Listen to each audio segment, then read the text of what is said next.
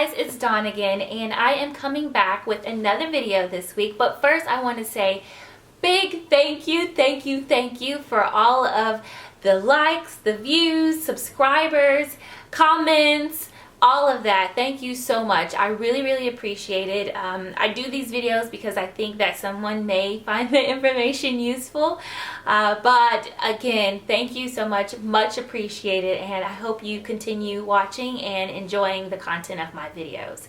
This week I wanted to do a video on finding a place to stay in London. It can be quite intimidating, quite the task, but here are my 5 tips in finding the perfect place in London. First, I want to get things cleared up in terms of terminology. So, there's a truck passing. I'll wait. Okay. When you hear the word let or letting agent, that means rent. Anytime you hear that, that's pretty much what they're talking about. So my first tip is really narrowing down where you want to live. London has so many great places to live, and each of them can be different and vibrant, but finding the place best for you has to do with a few things. One, your commute. You don't want to have to travel an hour to and from school or work every day. That really eats up the time. Find a place that is close to a tube or train station, and also maybe a bus stop as well. It makes things uber convenient when you're maybe getting home late at night. You don't have to walk too far. Keep that in mind when you're looking for a location. There are certain things that you also want to keep in mind. How safe is the area? Obviously, the cheaper the rent area may be either further away or a bit dodgy. So you want it to be close to public transportation, in a pretty decent area, and not too far away from your school or your job. Tip number 2 is definitely think about how much you want to pay for rent. Now, a lot of times the let listing is going to be in the weekly amount. So this is not how much it's going to be monthly. When you see 200 quid or 300 quid, that's per week typically. So if it has PCM, that's how you know it's per calendar month. If it has ECW, that's per week. If it has a weekly rate, you want to multiply that by 5, I believe. That will give you the monthly rental rate. But always check with the landlord or the letting agent just to make sure you know how much your rent is monthly, because you will have to pay your rent per month, not per week, even though it has a per weekly rate on the listing. Another thing to keep in mind when you're going to rent a property or a room is utilities. Make sure you know what utilities you have to pay beforehand and factor that into your monthly costs. Also, you want to make sure if you have to pay council tax. Now, council tax is like a property tax, but instead of that just feeding into the monthly rent amount, that's a separate tax or a separate bill, I should say, that you have to pay. You need to make sure ahead of time if that responsibility is on you or the landlord. It's typically about 100 to 300 pounds a month extra on top of rent. It's one key thing to know on this is if you're a student, you can be exempt from council tax. I believe either you get a reduced rate or you don't have to pay it at all. But definitely check, especially with the university. They can give you a letter that will show that you're a student that you can then send to the council so you can be exempt. Also, number 2 thing that is an additional expense that you may not be aware of is TV license. Now, in the UK, in order to watch television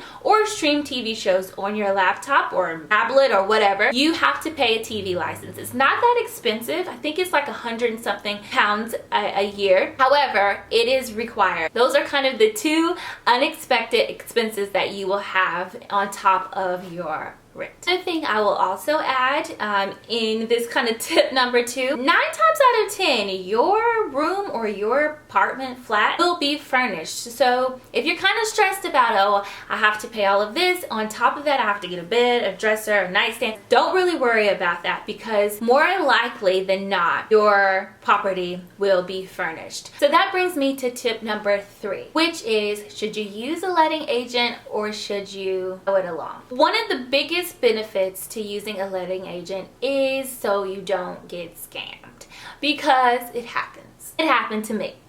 I'll tell you that story at the end of this video. But yeah, it happens. So in order to just kind of cover yourself, if you want to go to an agency that's more reputable, do a letting agent. Now there is a fee for this. Anytime someone's helping you out, you're going to have to pay mucho dinero. If you're really busy with school or working, you really don't have time, they will find a property in the area and the price range that you're looking for. Or on the other hand of that, you can go it alone. Look online on websites like spareroom.com, Gumtree, Property Finder, Zoopla. Also, word of mouth. Let me tell you, if you have friends in London, Facebook, Twitter, Instagram, reach out to your network and ask them, hey, do you guys know of a place that has an opening that I can rent for? I'm willing to spend this amount, blah, blah, blah, blah, blah. That's a good way as well. So if you're in school or working, utilize the folks around you. So tip number 4 is act fast. When you find a place that has a great location, it's really close to public transportation, really good commute, and it's clean, it's renovated, and everyone seems really cool, your housemates, your landlord, snap it up fast because it will be gone tomorrow. Like, gone in 60 seconds. That's how quick it will go. Sometimes if you find a property that you like, the housemates, the current housemates, will ask you if you want to go out for a drink or a coffee, and it's just a way for them to get to know you a little bit. I mean, you guys will be living together, and in London your housemates tend to be your friends. You guys will travel together, go out together, your friends will become their friends, vice versa. It is really great that it's a fit. So don't take it personal. Don't be offended if someone says, hey, do you mind, coming out with us on Wednesday and have some drinks? They just want to see kind of how you vibe. Tip number 5, and guys, this is probably the most important tip, and that is get it in writing. Whether that's your deposit, get a receipt. If it's getting the monthly rental amount in writing, the term, how many months or weeks that you'll be staying there, get it in writing. The worst thing that could happen is for some, and believe me, I've been there, done that, a bit of a risk taker. Make sure that whatever you and the landlord or you and the letting agent have agreed on, it's in writing. Now, it doesn't have to be some kind of formal, notarized, letterhead type of document, but make sure you have something that is signed by the 2 parties involved, that what you have agreed upon is written down. London is a great city, but people will take advantage of you no matter where you are. I say is great advice whether you're in the US, whether you're in Germany, France, Japan, wherever. Get it in writing. You always want to be more safe than sorry. I mean, hopefully you won't ever have to dispute anything, but if someone, heaven forbid, they don't want to give you your deposit back, that's happened, you are covered. So definitely get it in writing, and if someone is very reluctant to do that, it's probably a bit dodgy, and that's probably the best advice that I can give you,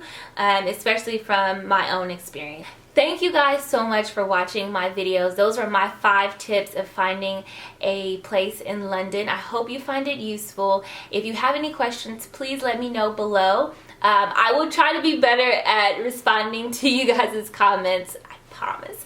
But if you like this video, please give it a thumbs up, and definitely subscribe to my channel if you want to see more videos like this. I really appreciate all of the support. Even the people who don't agree with what I say, I learn from it, I take it, and I don't take anything personal. I have quite thick skin.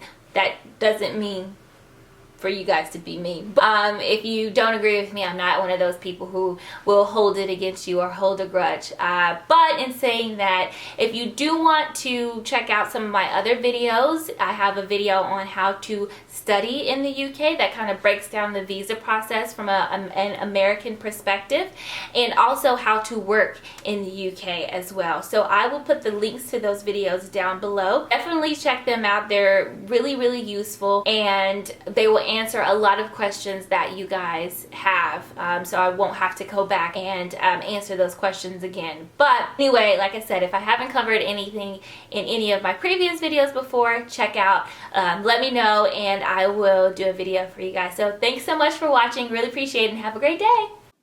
So this video ended up being pretty long, so I decided to make a second video of how I got scammed. So stay tuned for that. Also, if you want to check out my previous video, Dating in London, it's pretty interesting, guys. So check it out and be sure to subscribe. Thanks again.